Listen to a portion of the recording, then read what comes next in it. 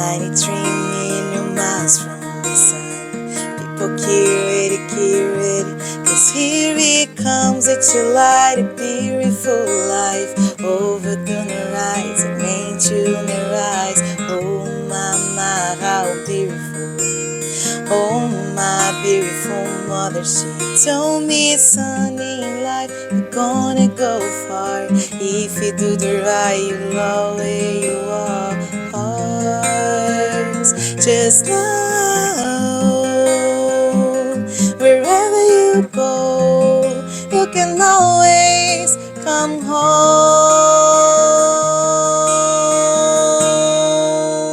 Oiê, eu sou Carol Matos, corretora de imóveis em Balneário Gaivota, e é um prazer estar hoje aqui nesta casa linda, exuberante, aqui na Praia Lagoa Cortada, para te apresentar todos os detalhes. E ela é especial para mim porque desde a compra desse terreno eu acompanho e também dei minhas sugestões como corretora de imóveis para saber o que você deseja quando você quer comprar uma casa de praia e o que você precisa para ter mais qualidade de vida e viver melhor aqui com bem-estar. Nós estamos num bairro lindo com áreas de lazer maravilhosas. Seja muito bem-vindo e fique comigo até o final do vídeo para conferir todos os detalhes. Olha, não tem como passar por essa avenida do bairro, que é uma das principais, pois estamos entre o parque e o laguinho aqui na Praia Lagoa Cortada, e não se apaixonar por essa construção.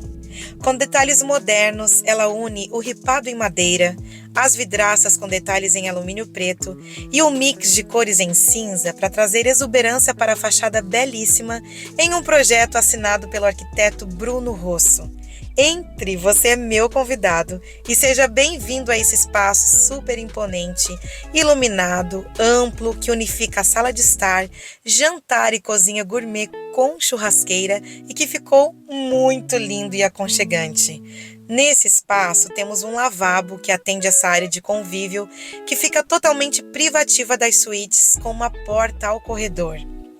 Vai dizer que uma sala com uma lareira maravilhosa que aquece nos dias frios de inverno é uma delícia.